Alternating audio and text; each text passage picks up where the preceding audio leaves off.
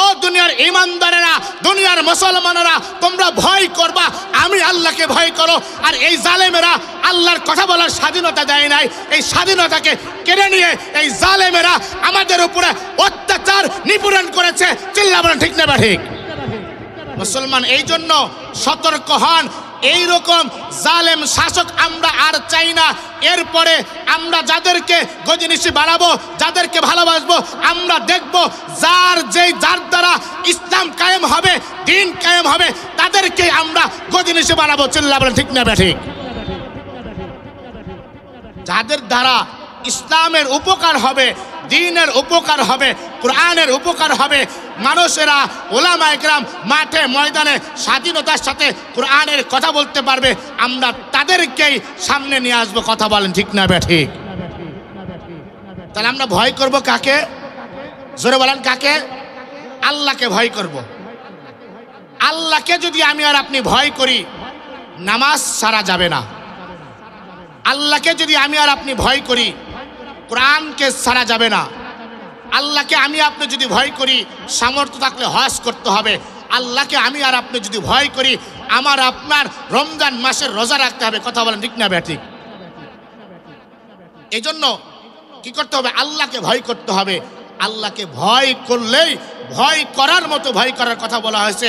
এই জন্য আল্লাহ পাক রব্বুল আলামিন অপর আয়াতে বলে, ও দুনিয়ার বান্দা বান্দিরা, তোমরা যেহেতু গুনাহ করেছো, তোমরা যেহেতু অশ্লীল কাজ করেছ, তোমরা যেহেতু গুনায় জর্জরিত, এখন তোমরা 60 বছর হয়ে গেছে, 70 বছর হয়ে গেছে, এখন তোমরা কি করবা?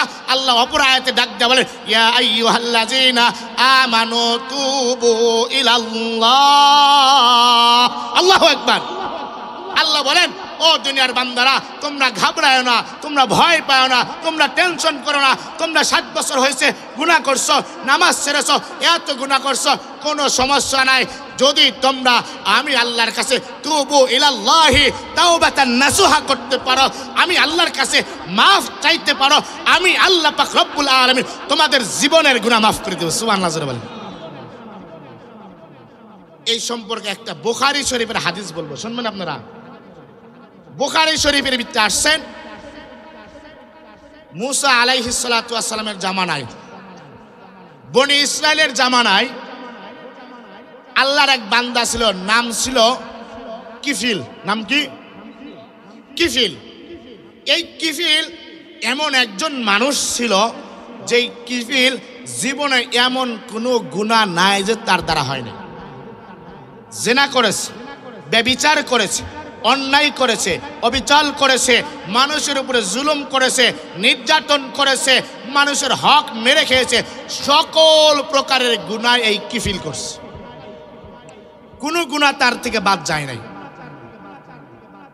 এই কিফিল এত গুনাহ করছে, ওই সময়ের এক মহিলা, তার বিয়ে হওয়ার পরে এই মহিলাটা কিছুদিন যাওয়ার পরে, 2টা সন্তান হওয়ার পরে এই মহিলার স্বামী দুনিয়া থেকে বিদায় হয়ে গেছে।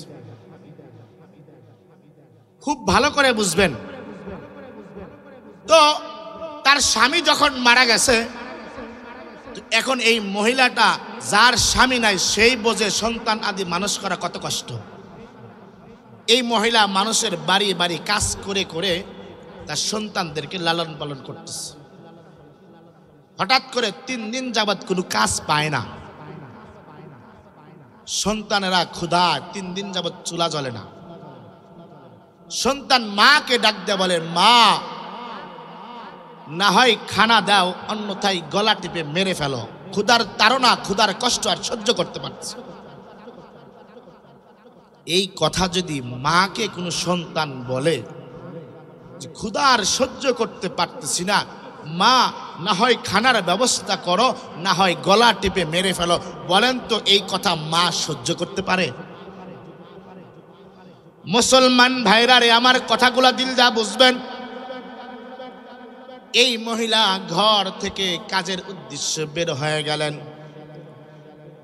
মার চোখে পানি নিয়ে মা কাজের উদ্দেশ্যে বের হয়ে গেলেন। যাইতে যাইতে ওই কিফিলের বাড়ির দরজায় চলে গেলেন। কিফিলের টাকা পয়সা ধন দৌলতের অভাব ছিল না। এই কিফিল গেটেই বসা ছিল। মহিলাকে ডাক দা বলতেছেন, ও মহিলা, তুমি এখানে কেন আসছো? তুমি তো মনে হয় কান্না করতেছো, তোমার মনে হয় অনেক কষ্ট হইতেছে, তোমার কারণ কি আমাকে বলো। এবার মহিলা ডাক দা বলে, ও কিফিল, 3 দিন যাবত আমার ঘরে কোনো চুলা জ্বলে না, আমার সন্তানেরা না খেয়ে মারা যাওয়ার মতো অবস্থা। ও কিফিল, তুমি আমাকে 60টা টাকা দাও। কয় টাকা চাইছে? 60টা টাকা তুমি আমাকে কর্জাল হাসানা দাও, ঋণ দাও, আমি কাজ করে তোমার টাকা পরিশোধ করে দিব। এই আমাদের বাংলাদেশের টাকা বলা হয়, কিন্তু কিন্তু সৌদি আরব ওই দিক কিন্তু টাকা বলা হয় না, দিরহাম বলা হয়। 7 দিরহাম চেয়েছে, কিন্তু কিফিল ডাক দেয়া বলে, তোমাকে আমি টাকা দিতে পারি। কিফিল দেখলেন মেয়েটার চেহারা বড় সুন্দর, মেয়েটা বড় রূপবতী। কিফিলের মাথায় তো দুষ্ট বুদ্ধি এসে পড়লো, এমনিতেই তো কিফিল জেনা ব্যভিচারে লিপ্ত ছিল, কথা কোন ঠিক না ব্যাঠিক গুনার কাজ করত। ও মুসলমান, খুব ভালো করে বুঝবেন, এই কিফিল ওই মহিলাকে প্রস্তাব দিয়ে পড়লেন, তুমি যদি আমার সাথে জেনায় লিপ্ত হও, তুমি যদি আমাকে এক রাত্রি আনন্দ দাও, আমার সাথে একটা রাত তুমি কাটাও, আমি তোমাকে 60 দিরহাম দিব। এই 60 দিরহাম আমাকে আর কোনোদিন ফেরত দিতে হবে না, তোমাকে আমি এই টাকাটা একেবারে দিয়ে দিব। এই কথা যখন বললেন, এই মহিলাটা ছিল বড় দিনদার, পরহেজগার, মুত্তাকিন, আল্লাহওয়ালা। এই মহিলা এদিকে চিন্তা করে, আমার 2টা সন্তান না খেয়ে মারা যায় অবস্থা, এদিকে অন্য কোথাও টাকাও পাই না। এখন এই কিফিলে কুপ্রস্তাব দিয়ে ফেলেছে, কি করি। মা তো কষ্ট সহ্য করতে না পেরে কিফিলের চোখ বেয়ে পানি পড়ে, আর কান্নাকাটি করতে করতে বলে, কিফিল, আমি তোমার কথাই রাজি হয়ে গেলাম, আমাকে এখন 60 দিরহাম দিয়ে দাও, আমি আমার সন্তানাদিকে বাজার ঘাট করে সন্তানকে খাওয়ায়া রাতের বেলায় আমি তোমার বাড়িতে চলে আসব। কিফিল খুশি হয়া, মনে খুশি আনন্দ, এবার আজকে রাত্রে অনেকদিন পর একটা সুন্দরী নারীকে আমার রাত্রি যাপন করতে পারবো, একসাথে রাত কাটাইতে পারবো। কিফিল এই চিন্তা ভাবনা করে, মুসলমান খুব ভালো করে বুঝবেন, কিফিলের মনে খুশি। 60 দিরহাম তাকে যখন দিয়ে দেওয়া হলো, মুসলমান খুব ভালো করে বুঝবেন, এই মহিলা সুন্দর করে বাজার করে তার সন্তান আদিদেরকে সুন্দর করে খাওয়া দাওয়া শেষ করে রাতের বেলা এই কিফিলের বাড়ির উদ্দেশ্যে যখন মহিলা রওনা হয়, 1 পা মহিলা আগায় তো 2 পাও পিছা, কারণ মহিলা তো বড় দিনদার ছিল, মুত্তাকিন ছিল। এবার চিন্তা করে, মালিক রে, সন্তানের জন্য আমি এমন একটা কাজ করতেছি মালিক, জীবনে এমন কোনো কাজ আমি করি নাই। আজকে সন্তানদের পেটে আহার দেওয়ার জন্য, খানা দেওয়ার জন্য আমি এমন একটা গুনার কাজ করতেছি রে মালিক। আল্লাহ, তুমি আমাকে মাফ করে দাও, আল্লাহ তুমি আমাকে একটা রাস্তা বাতলায়া দাও। এই দোয়া করতে করতে এই মহিলা চোখের পানি ফালাইতে ফালাইতে 1 পা আগা তো 2 পা পিছা, 1 পা আগা তো 2 পা পিছা, এইরকম যাইতে যাইতে কিফিলের ঘরের দরজায় যখন নক করে ফেললেন, কিফিলের ঘরের ভিতরে যখন প্রবেশ করলেন, দেখতেছে মহিলার গাল বেয়ে বেয়ে পানি পড়তেছে, কান্না শুরু করে দিয়েছে। এবার কিফিল ডাক দে বলে, ও বোন আমার, তোমাকে তো সকালে 60 দিরহাম দিয়েছি, তোমাকে তো টাকা দিয়েছি, তোমার সাথে তো আমি টাকার বিনিময়ে থাকতে চাই। আমার ঘরের ভিতরে তুমি চলে আসছো, দুনিয়ার কোনো মানুষ তোমাকে এখন দেখবে না, তুমি কেন কান্না করো? কারণটা জানতে চাই, কি কারণে কান্না করো? এবার মহিলা ডাক দে বলে, ও কিফিল শোনো, দুনিয়ার কোনো মানুষ দেখবে না, কিন্তু আমার আল্লাহ তো ঠিকই দেখবে, কথা কোন ঠিক না ঠিক? এই জন্য তো আল্লাহ পাক রব্বুল আলামিন বলেন, লা তাখুযুহু সিনাতু ওয়ালা নাওম। আল্লাহ বলে, ও দুনিয়ার বান্দা বান্দিরা, খুব ভালো করে শোনো, তুমি বড় দুর্বল ছিলা, তুমি যখন ছোট্ট ছিলা কথা বলতে পারত না, তোমার মা বাবার সামনে যখন তোমাকে শোয়া দিতাম, তোমার মা বাবা ঘুমাইতো। রাতের বেলা যখন তোমার মা ঘুমের বেবিসে, ঘুমের তাড়নায় তোমার মুখে নাকে মুখে যখন হাত উঠায় দিত, তোমার নিঃশ্বাস বন্ধ হয়ে গেছে, ওই সময় লা তাখুযুহু সিনাতু ওয়ালা নাওম, ওই সময় আমি আল্লাহ তোমাকে ভুলে যাই নাই, আমি ঘুমাই নাই। আমার কুদরতি হাত দ্বারা আমি তোমার মায়ের হাত তোমার নাকে মুখে থেকে সরায় দিছি। আল্লাহু আকবার, জোরে বলেন। ওই মহিলা ডাক দিয়ে বলে, আল্লাহ তো আর ঘুমাই না, আল্লাহ তো ঠিকই দেখতেছে, কেমনে খারাপ কাজটা করব। আমি শুধু টাকার তাড়নায়, ক্ষুধার তাড়নায় সন্তানদের দিকে তাকাইয়া, সন্তানরা বলে মা ক্ষুধা লাগছে, ভাত দাও, খানা দাও। সন্তানদের চোখের পানি আমি সহ্য করতে পারি নাই, এই জন্য আমি মা এই খারাপ কাজে আসছি। আমার আল্লাহ তো সবই দেখতেছে, আমার আল্লাহ কি আমাকে মাফ করবে, আমার আল্লাহ কি আমাকে মাফ করবে। এই কথা যখন বারবার বলে আর চোখের পানি ফালায় ফালায় কান্দে, আল্লাহ পাক রব্বুল আলামিন এই কথা যখন ওই মহিলা বললেন, সঙ্গে সঙ্গে এই কিফিলের হৃদয়ের ভিতরে আল্লাহ লাড়া দেওয়া শুরু করছে। সুবহানাল্লাহ, জোরে বলেন, আর একটু জোরে বলেন সুবহানাল্লাহ। এবার এই কিফিল বলে, হাই হাই, কি বললা, এইরকম ভাবে কেউ আমাকে আল্লাহকে চিনাই নাই, এরকম ভাবে কেউ আমাকে আল্লাহকে বুঝাই নাই, যার কারণে আমি সারা জীবন এমন গুনাহ করেছি। ও বোন, তুমি যেহেতু আল্লাহকে পছন্দ করো, আল্লাহকে ভালোবাসো, আল্লাহকে ভয় করো, এই জন্য তো আল্লাহ বলে ইয়া আইয়ুহাল্লাযীনা আমানুত্তাকুল্লাহ, তোমরা আমাকে ভয় করো, ভয় করার মতো ভয় করো। তুমি দেখো আল্লাহকে ভয় করার মতো ভয় করতেছো। ও বোন, আজ থেকে আমি তোমার সাথে, তোমাকে আমি আর জেনাই লিপ্ত করব না, তোমার সাথে আমি ব্যভিচারী করব না। ও বোন আমার, যাও যাও যাও, তুমি আমার ঘর থেকে বের হয়ে যাও, আর কান্না কইরো না। আমি আল্লাহকে চিনতাম না, আমি আজকে আল্লাহকে চিনছি। সুবহানাল্লাহ, জোরে বলেন। শুধু তাই নয়, মুসলমান খুব ভালো করে বুঝবেন।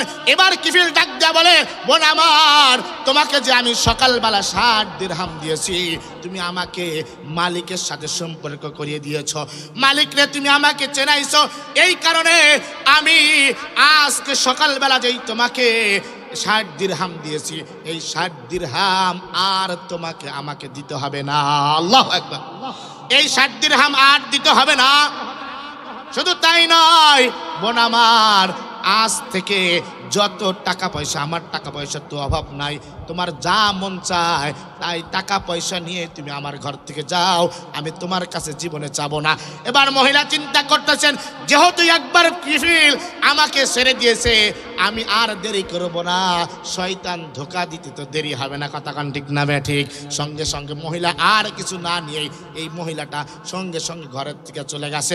ও মুসলমান, যদি কোনো মানুষ আল্লাহকে ভয় করে গুনার কাছ থেকে ফিরে আসে, গুনাহ করতে গেছে, গুনার থেকে গুনাহ করতে গিয়ে আমার আল্লাহকে স্মরণ হয়ে গেছে, আমার আল্লাহকে মনে পড়ে গেছে, আমার আল্লাহর ভয় আসছে, আর ওই সময় যদি গুনাহ থেকে ফিরে আসে, আল্লাহ পাক রব্বুল আলামিন বলেন, আসমান আর জমিনের ভিতরে যত গুনাহ তোর থাকে আমি আল্লাহ সমস্ত গুনাহ থেকে মাফ করে দেই।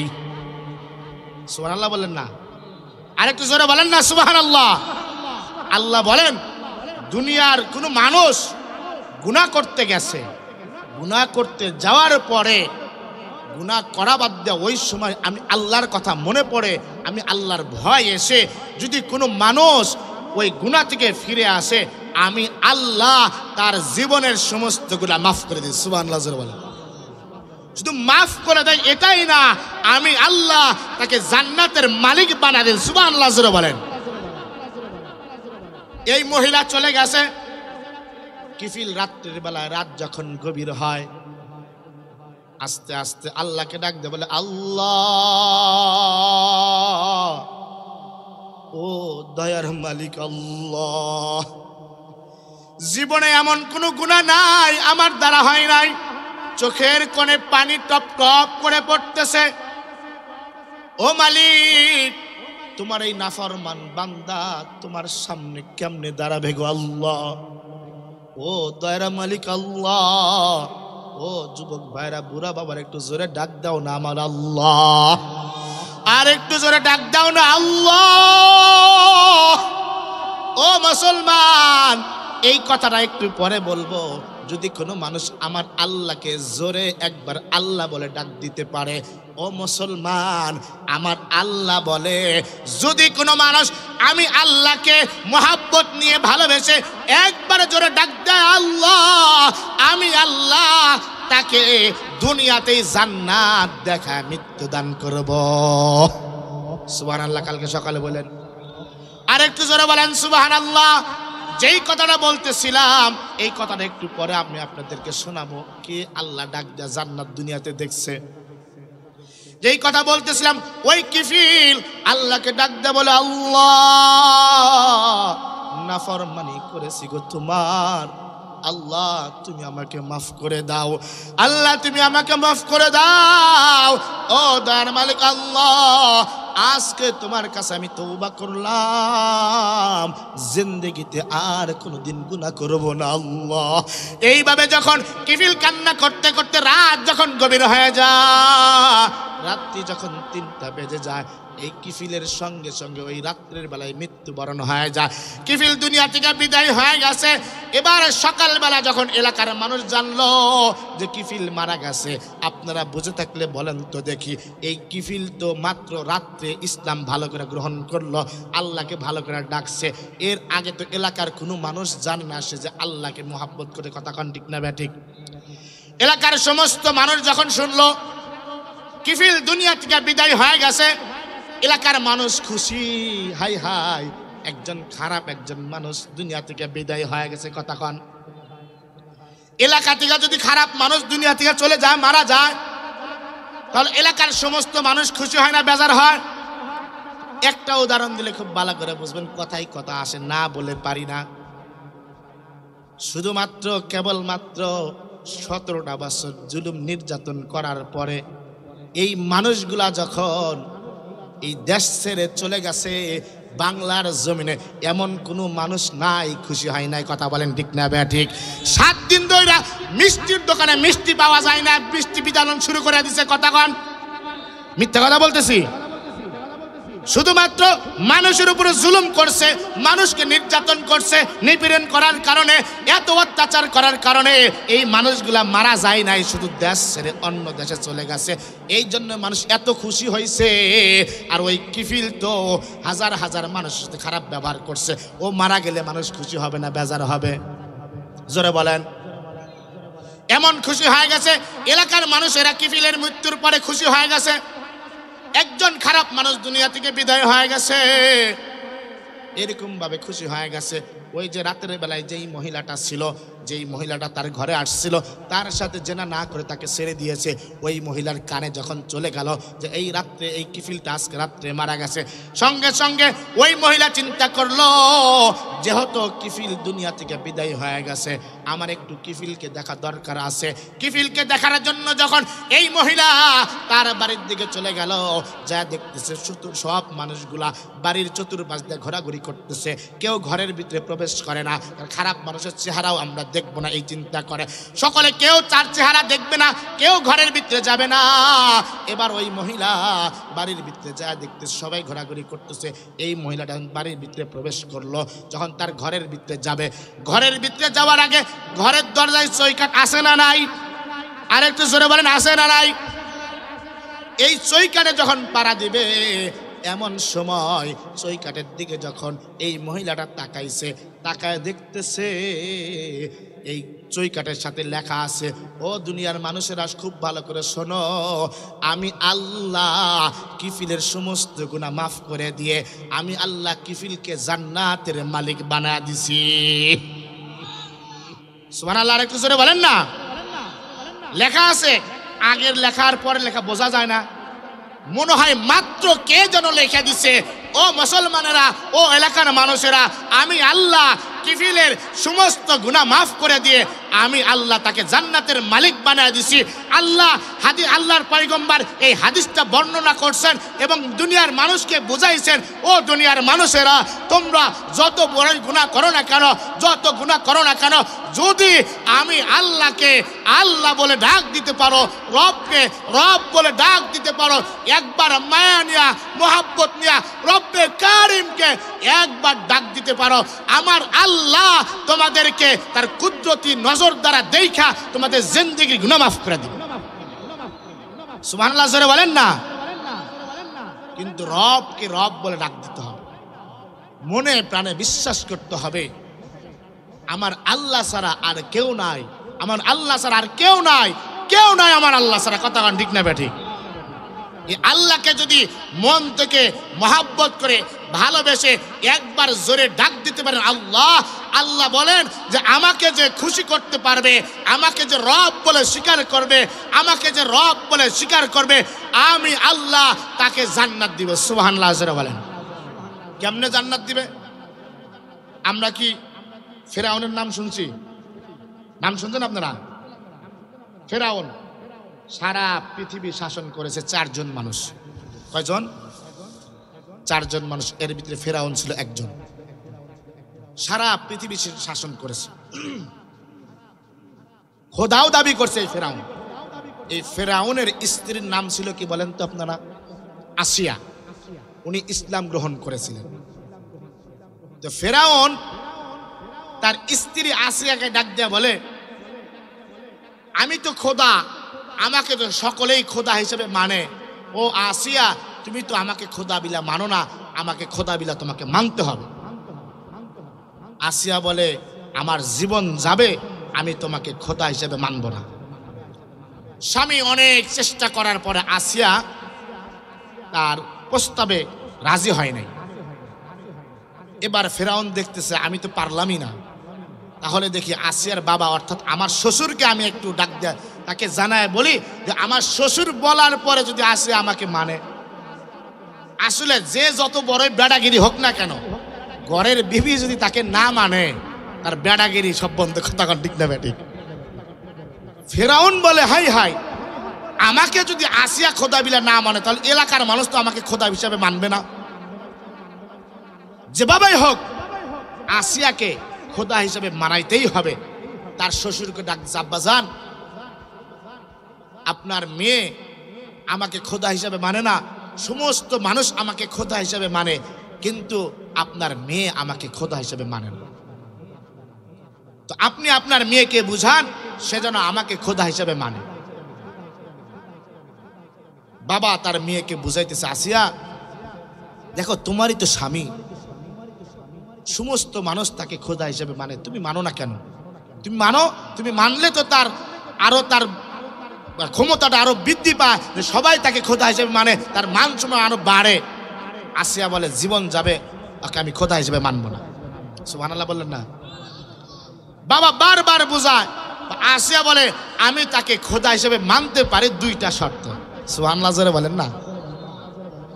আমি তাকে খোদা হিসেবে মানবো 2টা শর্ত। কি শর্ত?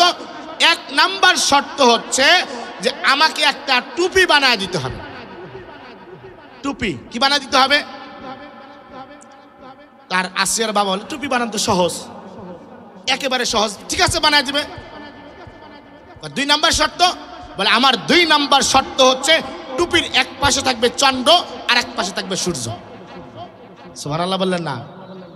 এইটা তো কোনোভাবে সম্ভব না। না না, এইটা যদি ফেরাউন কইরা দিতে পারে, কারণ আমার আল্লাহ, আমার রব, আমার রব্বে কারিম এমন একটা টুপি বানাইছে, আকাশ বানাইছে কি আল্লাহ বানাইছে না? আকাশ এত সুন্দর টুপির মতো বানাইছে আমার আল্লাহ। আকাশে চন্দ্র আছে, সূর্য আছে। কথা কান ঠিক না ঠিক? তো আমাকে যদি এই চন্দ্রওয়ালা এবং সূর্যওয়ালা যদি টুপি একটা বানায় দিতে পারে, আমি ফেরাউনকে খোদা হিসেবে মানব, অন্যথায় ফেরাউনকে খোদা হিসেবে মানব না। এবার তার বাবা ফেরাউনের কাছে গেছে, বাজান বলে, বলেন আব্বা কি খবর নিয়ে আসেন? খুশির খবর নাকি? খুশির খবর, আবার খুশির খবর না। বলে কি? বলে খুশির খবর এটা এই জন্য না, তোমাকে সে খোদা হিসেবে মানবে, তবে শর্ত দিছে 2টা। এক নম্বর শর্ত হচ্ছে তোমাকে একটা টুপি বানায় দিতে হবে, 2 নম্বর শর্ত হচ্ছে টুপির সামনে এবং পিছনে চন্দ্র সূর্য থাকবে। তো এটা তো আমার বানা কোনোভাবে সম্ভব না। ফেরাউনের শ্বশুর ডাক দেয়া বলে, তাহলে আসিয়ার পক্ষেও তোমাকে খোদা হিসেবে মানা সম্ভব না। সুবহানাল্লাহ বলেন। ফেরাউন চিন্তা করলো, যেইভাবে হোক আসিয়াকে তো আমাকে খোদা মানাইতেই হবে। যদি আসিয়া আমাকে খোদা হিসাবে স্বীকৃতি না দেয়, আমার ক্ষমতা তো ড্যাম্পিয়ার ক্ষমতা চলে যাবে, কেউ আমাকে মানবে না। তোমার ঘরের বিবি তোমাকে মানে না, আমরা তোমাকে খোদা মানবো কেমনে? এবার আসিয়াকে বলা হলো, আসিয়া, যদি তুমি আমাকে খোদা হিসেবে না মানো, তোমাকে কিন্তু মৃত্যুবরণ করতে হবে, তোমাকে কিন্তু মেরে ফেলবো।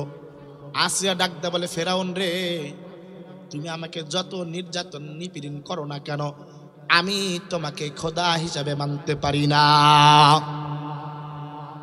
বলে, তাই নাকি? বলে, হ্যাঁ, তোমাকে খোদা হিসেবে মানবো না।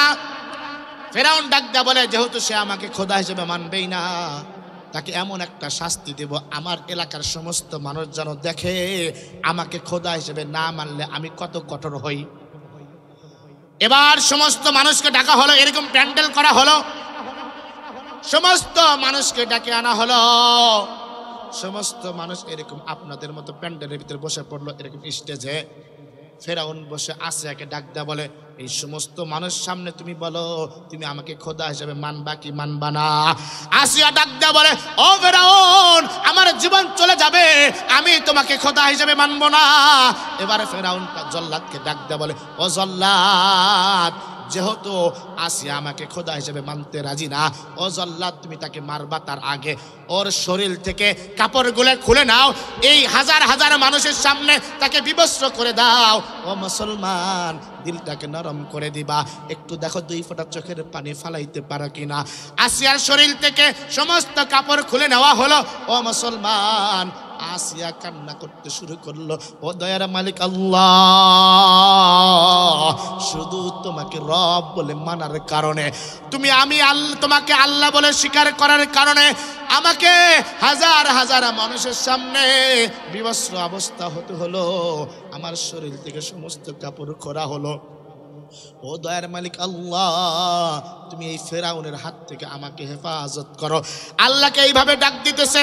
এবার ওই ফেরাউন আবার আসিয়াকে ডাক দেয়, বলে, আসিয়া, এখনো বলো তুমি আমাকে খোদা হিসেবে মানবা কিনা? আসিয়া বলে, কাপড় খুঁড়ছো তাই কি আমি তোমাকে খোদা হিসেবে মানবো? কখনো না, আমি আমার আল্লাহকে আল্লাহ বলে চিনি। সুবহানাল্লাহ জোরে বলেন। ও মুসলমান, এবার আসিয়াকে সমস্ত মানুষ সামনে যখন আবার জিজ্ঞাসা করা হলো, তুমি কি আমাকে রব্বিলা মানবা? বলে, না, আমি মানবো না। এবার মুসলমান দেখেন একটু চোখের পানি আসে কিনা। ফেরাউন জল্লাদকে ডাক দিয়ে বলা হলো, ও জল্লাদ, তুমি আসিয়ার শরীর থেকে বেলেট দিয়া চামড়াগুলা, একেবারে বেলেট দিয়া চামড়াগুলা উঠায় ফেলো। ও মুসলমান, আমার আপনার ইমান তো কচুর পাতার পানির নাই ইমান। 2 টাকা 4 বিনিময় আমি আপনি আমার ইমানটাকে বিক্রি করে দেই। যেই মানুষের চরিত্র একের ময়লা আবর্জনার মতো, এই মানুষটাকে 4 বিনিময়ে আমরা ডাক দেয়া বলে, অমুক ভাইয়ের চরিত্র ফুলের মতো পবিত্র, নামাজ পড়ে না, একক কথা কোন ঠিক না ঠিক? যে মানুষের চরিত্র এতটাই খারাপ, আমরা 2 কাপ 4 বিনিময়, 1 কাপ 4 বিনিময় তার চরিত্রটা ফুলের মতো বানা দেয়। ও মুসলমান, ফেরাউন তার স্ত্রীর জীবন চলে যায়, একেবারে গায়ে থেকে বেলেট দিয়া চামড়া খুইলা ফেলছে। এরপরে আসি আমার আল্লাহকে ডাক দিয়ে বলে, আল্লাহ, ও দয়ার মালিক আল্লাহ, আমাকে সর্বপ্রথম বিবস্ত্র করা হলো, এরপরে আমার শরীর থেকে কাপড় খোলা হলো, আমার শরীর থেকে চামড়াগুলা উঠানো হলো। ও দয়ার মালিক আল্লাহ, এখনো কিন্তু আমি আল্লাহ তোমাকে ভুলি নাই। ও আল্লাহ, তুমি আমাকে ভুলো না। কিয়ামতের ময়দানে ও দয়ার মালিক আল্লাহ, তুমি আমাকে একটা জান্নাত দিয়ে দিও গো আল্লাহ। এই বলে যখন আসিয়া চোখের পানি ফালায় ফালায় কাঁদতে কাঁদতে হঠাৎ করে আসিয়ার মুখে হাসি। সুবহানাল্লাহ জোরে বলেন। আসিয়ার মুখে হাসি। এবার জাল্লাদ ডাক দেয়া বলে, ও আসিয়া, তোমার শরীর থেকে কাপড় খোলা হলো, তোমাকে বিবস্ত্র করা হলো। ও আসিয়া, তোমার শরীর থেকে বিবস্ত্র করার পরে তোমার শরীর থেকে চামড়াগুলো কাইটা কাইটা বের করা হলো। এরপরেও তুমি মুস্কি মুস্কি হাসো, কারণটা কি? কারণ জানতে চাই। আসিয়া ডাক দেয়া বলে, ও জাল্লাদ শোন, তোরা আমাকে কষ্ট দিবি দে, কিন্তু আমার আল্লাহ এই মুহূর্তে আমাকে যেই জান্নাত দিবে সেই জান্নাতটা আমাকে আমার আল্লাহ দেখাইছে। সুবহানাল্লাহ, জোরে বলেন আল্লাহ আল্লাহ ক্যা মুবারক নাম হায়, আল্লাহ আল্লাহ মুমিনু কা কাম হায়। अल्लाह अल्लाह मैं कुनात आसमां जमीन, अल्लाह अल्लाह मैं कुनात बंदा मोमिन। फरामोशी मेरे दिल में नहीं हाय, खुदा जाने तेरे दिल में किया है। कर तू काही कबर रा रोशन कुनी, गेरु लाजिम सुन्नते पैगम्बरी, गेरु लाजिम सुन्नते पैगम्बरी। ओ मुसलमान, आसिया शुधु अल्लाह के रब बोले स्वीकार करार कारणे, अल्लाह के अल्लाह बोले डाक देওয়ার কারণে, अल्लाह के ভালোবাসার কারণে আমার আল্লাহ মৃত্যুর সময় তাকে জান্নাত দেখায় মৃত্যুবরণ করাইছে। ও মুসলমান, আমি আর আপনি যদি এই মুহূর্তে আমি আর আপনি যদি একবার আল্লাহকে আল্লাহ বলে ডাক দিতে পারি, আল্লাহকে আল্লাহ বলে মহব্বত করে ডাক দিতে পারি, ওই আল্লাহ আমার আপনার মৃত্যুর সময় জান্নাত দেখাইতে পারে কি পারে না? আর একটু জোরে বলেন, পারে কি পারে না? আসিয়ার সময় যেই আল্লাহ ছিল সেই আল্লাহ এখন আছে না নাই? জোরে বলেন, আছে না নাই? যদি আসিয়ার সময় যেই আল্লাহ থাকে সেই আল্লাহ যদি এখনো থাকে, তাহলে একটু সকলে জোরে ডাক দাও না আল্লাহ। আর একটু জোরে ডাক দাও না আল্লাহ। ও আল্লাহ, তাকে দেখো, জোশিয়াটি এলাকার মানুষেরা দুনিয়ার কোনো মানুষকে এইভাবে ডাকে না গো আল্লাহ, যেইভাবে তোমাকে ডাক দিছে গো আল্লাহ। আল্লাহ, তোমার রাসূলের হাদিস অনুযায়ী আজকে এই জোশিয়াটি প্রত্যেকটা মানুষের জীবনের গুনাহ মাফ করে দিয়া আল্লাহ মৃত্যুর সময় প্রত্যেকের চোখে আল্লাহ তুমি জান্নাত দেখায় মৃত্যুবরণ করায়, বলেন আমিন। এই জন্য আল্লাহকে আল্লাহ বলে ডাক দিলে দুনিয়াতে জান্নাত দেখছে, কথা কান ঠিক না ঠিক? ছেড়ে দিব? আলোচনা কি বন্ধ করবো? জোরে বলেন আল্লাহু আকবার। আরেকটু জোরে ডাক দেন আল্লাহ। মুসলমান, এই জন্য আমি সর্বপ্রথম আয়াত কি করছি, ইয়া আইয়ুহাল্লাযীনা আমানুত্তাকুল্লাহ। আমরা ভয় করব কাকে? জোরে বলেন কাকে? আল্লাহকে ভয় করতে হবে, আল্লাহকে ভয় করতে হবে। আল্লাহকে ভয় করার পরে আমাদের কি করতে হবে, কি করণীয়? আমাদেরকে নামাজ পড়তে হবে, কোরআন পড়তে হবে, রাসূলের সুন্নত মোতাবেক আমাদের জীবনটা পরিচালিত করতে হবে, কথা কন ঠিক না ঠিক? আল্লাহ পাক রব্বুল আলামিন বলেন, আল্লাহ কোরআনের ভিতরে আল্লাহর পয়গম্বরকে ঘোষণা দেন, কুল ইন কুনতুম তুহিব্বুনাল্লাহা ফাত্তাবিউনি ইউহিব্বুকুমুল্লাহ ওয়া ইয়াগফির লাকুম যুনুবাকুম আল্লাহু গফুরুর রহিম। কুল, হে নবী, আপনি আপনার উম্মতদেরকে জানিয়ে দেন, যদি তোমরা আমি আল্লাহকে পেতে চাও, যদি তোমরা আমি আল্লাহর কথা শুনতে চাও, তাহলে আমার প্রেরিত রাসূলকে তোমরা মহব্বত করো, রাসূলকে ভালোবাসো, রাসূলকে অনুসরণ করো, রাসূলকে অনুকরণ করো। কথা কার? জোরে বলেন, কথা কার? আল্লাহ বলছেন আমার রাসূলকে মহব্বত করো, রাসূলকে অনুসরণ করো। এবার বলেন তো, আল্লাহকে ভালোবেসে রাসূলকে মহব্বত করার দরকার আছে না নাই? রাসূলকে ভালোবাসার দরকার আছে না নাই? রাসূলকে ভালোবাসতে হবে। রাসূলকে যখন আমি আর আপনি ভালোবাসবো, তখন আল্লাহ পাক রব্বুল আলামিন আমাকে আপনাকে জান্নাত দিয়ে দিবে। সুবহানাল্লাহ, জোরে বলেন। রাসূলকে ভালোবাসা, এখন আমি আর আপনি রাসূলকে ভালোবাসি খালি নামের ভালোবাসা, কথা কান ঠিক না ঠিক? রাসূলকে ভালোবাসেন সাহাবায়ে কেরাম, সাহাবায়ে কেরাম এত ভালোবাসেন, এত মহব্বত করছেন, এই জন্য আল্লাহ পাক রব্বুল আলামিন কোরআনের ভিতরে আয়াত নাজিল করছে, আমিনু কামা আমানান নাস। আল্লাহ বলেন, ও দুনিয়ার মানুষেরা, তোমরা ঈমান আনো সাহাবায়ে কেরামের মতো ঈমান, সাহাবায়ে কেরামের মতো ঈমান আনতে বলছে। আমরা যে ঈমান আমাদের ঈমান হচ্ছে কসুর পাতার পানির মতো। কসুর পাতার উপরে পানি রাখলে যেরকম বাতাস আসলেই পইরা যা, তো আমার আপনার ইমান একটু ঝড় তুফান আসলেই আমার আপনার ইমানও পইরা যা। কথা কোন ঠিক না ব্যাঠিক? যদি বলা হয় এই নামাজ পড়া যাবে না, নামাজ পড়া হজ করে এগুলো করা যাবে না, করলেই হক কথা বললে জেলে বর্ম, তখন আমরা চুপ থাকি। কথা কান ঠিক না ব্যাঠিক? আমাদের এক আল্লাহর উপর বিশ্বাস রেখে ঈমান এনে আমাকে আপনাকে রাসূলকে ভালোবেসে এরপরে আল্লাহর তৈরি জান্নাতে যেতে হবে, অন্যথায় জান্নাতে যাওয়ার কোনো সুযোগ নাই। জান্নাত কিন্তু এত সহজ না। তাহলে রাসূলকে ভালোবাসবো কিভাবে? দেখেন সাহাবায়ে কেরাম রাসূলের জন্য জীবন দিতে এক সেকেন্ড চিন্তা করে নাই। রাসূলকে এই পরিমাণ ভালোবাসেন সাহাবায়ে কেরাম, এই কারণেই তো আল্লাহ বলছেন আমিনু কামা আমানান নাস, তোমরা ঈমান আনো সাহাবায়ে কেরামের মতো ঈমান। সাহাবায়ে কেরাম কি পরিমাণ ঈমান আনছে। মৃত্যুবরণ হবে, মাইরা ফেলা হবে, এরপরেও সে কালিমা ছাড়ে না, ঈমান ছাড়ে না। বলতেছে তুমি যদি মুহাম্মদকে মানো, মুহাম্মদকে অনুসরণ করো, তার কোরআন মানো, তাহলে তোমাকে মৃত্যু দেওয়া হবে। বলে আমি ঈমান ছাড়তে রাজি না। সুবহানাল্লাহ বলে আমি কালেমা ছাড়তে রাজি না, রাসূলের সুন্নাত ছাড়তে রাজি না। একটা ঘটনা মনে পড়ে গেল। আল্লাহর তিন বান্দা বুজুর্গ ঈমানের দাওয়াত দেওয়ার জন্য দেশ ছেড়ে বিদেশ চলে গেছে। খুব ভালো করে বুঝুন, মনোযোগ সহকারে বুঝুন। দেখেন তাদের ঈমান এমনি কি আল্লাহ কোরআনের ভিত্তি বলে আমিনু কামা আমানান নাস, সাহাবায়ে কেরামের মতো ঈমান আনো। দেখেন তারা কি পরিমাণ ঈমান আনছে। বলতেছে তারা তিন বন্ধু কালিমার দাওয়াত দিতে দিতে নিজের দেশ ছেড়ে অন্য দেশে চলে গেছে। যেই দেশে চলে গেছে সেই দেশের প্রধানমন্ত্রী বাদশা ছিল জালেম বাদশা, বিধর্মী বাদশা। দাওয়াত দিতে দিতে এই বিধর্মী বাদশার কাছে চলে গেছে।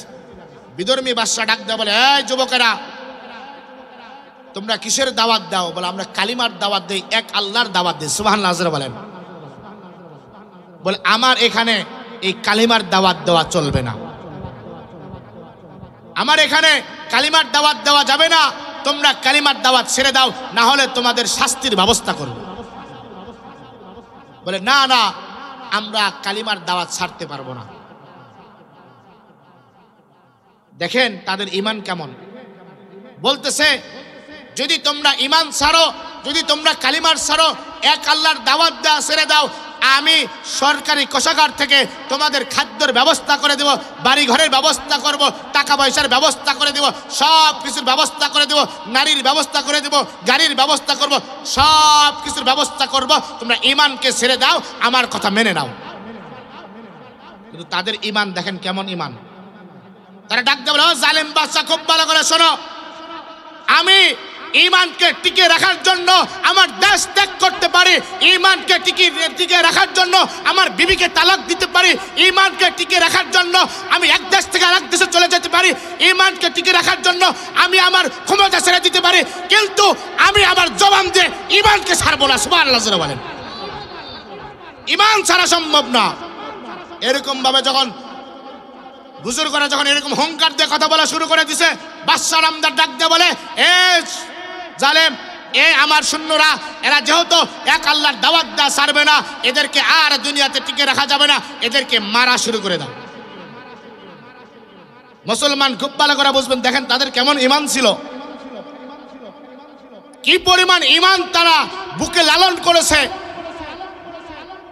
বাদশা তার সৈন্যদেরকে ডেকে এনে ওই তিনজনকে মারা শুরু করে দিছে, বিভোর ভাবে পিটাইছে, রক্তাক্ত করে ফেলেছে। এরপরে ডাক দিয়া বলে, বলো তোমরা ঈমান ছাড়বা কিনা? বলে না না না, আমরা ঈমান ছাড়ব না। মুসলমান ভাইরা রে, আমার কথাগুলা খুব ভালো করে বুঝবেন। ঘটনা বলা আমার মূল মাকসাদ না, ঈমানটা কিভাবে শক্ত করা দরকার, মজবুত করা দরকার, এটা বোঝানো আমার মূল মাকসাদ। এবার তাদেরকে একত্রিত করা হলো। বাদশা তার সৈন্যদেরকে ডাক দেওয়া হলো, তোমরা একটা কড়াইয়ের ব্যবস্থা করো, তেলের ব্যবস্থা করো, কড়াইয়ের ভিতরে তেল দিয়ে জ্বালানো শুরু করো। ও মুসলমান, খুব ভালো করে বুঝবেন, দিলটাকে নরম করে দিবেন। এবার তাদের সামনে তেল গরম করা শুরু করা হলো। বড় কড়াইয়ের ভিতরে তেল যখন টকবক টকবক করে জ্বলতেছে, টকবক টকবক করে ফুটতেছে, এবার এই তিন যুবককে ডাক দিয়ে বলা হলো, বলো এখনো সময় আছে, যদি তোমরা ঈমান না ছাড়ো একজন একজন করে ওই তেলের ভিতরে তোমাদেরকে ছাড়া হবে, তোমাদেরকে কিন্তু ছাড়া হবে। এই তিন বন্ধু ডাক দেয়া বলে, বাদশাহ জীবন চলে যাবে কিন্তু আমরা ঈমান ছাড়তে রাজি হব না। বাদশা বলে, একজনকে দিয়ে দাও। মুসলমান কিতাবের ভিতরে লেখে, বানানো কোনো কথা বলতেছে না মুসলমান, কিতাবের ভিতরে স্পষ্ট আসছে। একজনকে যখন তেলের ভিতরে ছেড়ে দেওয়া হলো, সঙ্গে সঙ্গে মানুষটা খড়কুটার মতো পুড়ে একেবারে ছাই হয়ে খড়কুটার মতো শুধু হাড়গুলা বাজতে শুরু হয়ে গেল, বাজা শুরু হয়ে গেল। এবার দুই বন্ধুকে ডাক দেওয়া বলা হলো, এখনো সময় আছে, বলে একজন কিন্তু আগুনে দেওয়া হয়েছে, তেলের ভিতরে দেওয়া হয়েছে, দেখো ভেজে কিন্তু খড়কুটার মতো ভাসতেছে। দুই বন্ধু ডাক দিয়ে বলে, না না না, আমরা ঈমান ছাড়বো না। ও মুসলমান, এবার সঙ্গে সঙ্গে আরেকজনকে দেওয়া হলো, আরেকজনকে দেওয়ার সঙ্গে সঙ্গে এটাও তেলে জ্বলে একেবারে খড়কুটার মতো বাসা শুরু হয়ে গেল। বন্ধু আরেকজন কান্না শুরু করলো।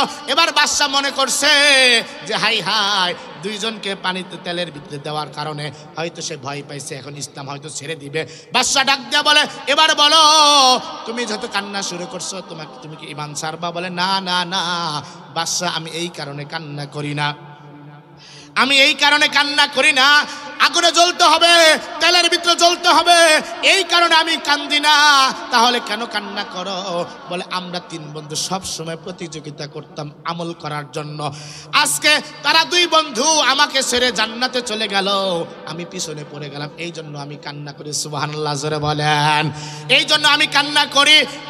বলে কি এদেরকে এবার তার উজির ডাক দেওয়া হলে, বাদশাহ এদেরকে আর মাইরেন না, এদের যেই ঈমান, একেও যদি এই তেলের ভিতরে ছাড়া হয় তাহলে এই দেশ একদিন ইসলামের জন্য কবুল হয়ে যাবে। তাহলে কি করা যায়, কি করা যায়? এই যুবকের যেভাবে হোক ঈমানটা নষ্ট করতে হবে, কি করা যায়? বলে, একটা বুদ্ধি আছে, এই যুবকটাকে যদি কারো মাধ্যমে জেনা করাইতে পারি বা কারো মাধ্যমে গুনাহ করাইতে পারি, তাহলে তার ঈমানটা বড় নরমাল হয়ে যাবে, ঈমান শক্ত থাকবে না, তার দোয়াও আল্লাহ কবুল করবে না। বলে, তাহলে একে গুনাহ করাইবে কে? এবার উজির ডাক দেয়া বলে, বাদশা নামদার, একে গুনাহ করানোর দায়িত্ব হলো আমার। নাউজুবিল্লাহ। একে কিভাবে গুনাহ করাইবা? বল, বাদশা বলতেছে, বাদশা একে যদি আমি গুনাহ করাইতে পারি তাহলে আমাকে কি দিবেন? বাদশা বলে, যদি তুমি এর মুখ থেকে ঈমান সরাইতে পারো আর যদি তার দ্বারা গুনাহ করাইতে পারো, আমি বাদশা ওই যে আমার একটা মহল আছে তোমার নামে লিখে দেব, ওই মহল তোমাকে লিখে দিব। বলে, ঠিক আছে। বাদশা এই উজির বাদশার এই কথা শুনে দৌড়ে বাড়িতে চলে যায়। তার একটা সুন্দরী একটা মেয়ে ছিল, কন্যা ছিল, মেয়েকে ডাক দিয়ে বলে, মারে একটা সুবর্ণ সুযোগ আসছে, একটা অফার আসছে মা, একটা অফার। বলে, কি অফার আসছে? বলে, তুমি একটা যুবকরা যদি গুনাহ করাইতে পারো, তার ঈমানটা যদি নষ্ট করাইতে পারো, বাদশা ওই মহলটা আমার আর তোমার জন্য লিখে দিবে। মেয়ে বলতেছে, বাবা কোনো টেনশন নাই, কোনো ভয় নাই, তুমি ওই যুবকরা আমার কাছে দিয়ে দাও, আমি সেই ব্যবস্থা করব। ও মুসলমান, দিলটাকে নরম করে দিবেন, কথাগুলা খুব ভালো করে বুঝবেন, দেখবেন তাদের ঈমানটা কত শক্ত আর আমার আপনার ঈমানটা কত নরম বলে ঈমান। এবার ওই যুবকটাকে আর ওই যুবতীটাকে একটা ঘরের ভিতরে রেখে 40 দিন বন্ধ করে রেখে দেওয়া হলো। তার ভিতরে 40 দিনে যত খাবার ছিল সব দিয়ে চতুর্পাশ থেকে ঘরে তালাবদ্ধ করে দেওয়া হলো। রাত 1 রাত 2 রাত চলে গেল। ও মুসলমান, এক ঘরে একটা নারী আর একটা পুরুষ 40 দিন। বলে, কত দিন? 40 দিনকে আবদ্ধ করা হলো। 40 দিন পরে বাবা ওই গেটটা খুলে দেওয়া হলো। বাবা ডাকদা বলতেছেন, মারে কি অবস্থা? বলে, বাবা আমার মন বলে আমি ইসলাম গ্রহণ করব। দেখেন, এত গুনাহ আমরা করি কিন্তু আল্লাহর কাছে আমরা মাফ চাই না, ঠিক না? মাফ চাই না আমরা। আমরা মনে করি আমরা গুনাহই করি নাই। কিন্তু আজকে আমি আমার মসজিদে এই কথাটা বলছি, আবার আপনারা অনেকেই শোনে নাই, সেই জন্য বলতেছি।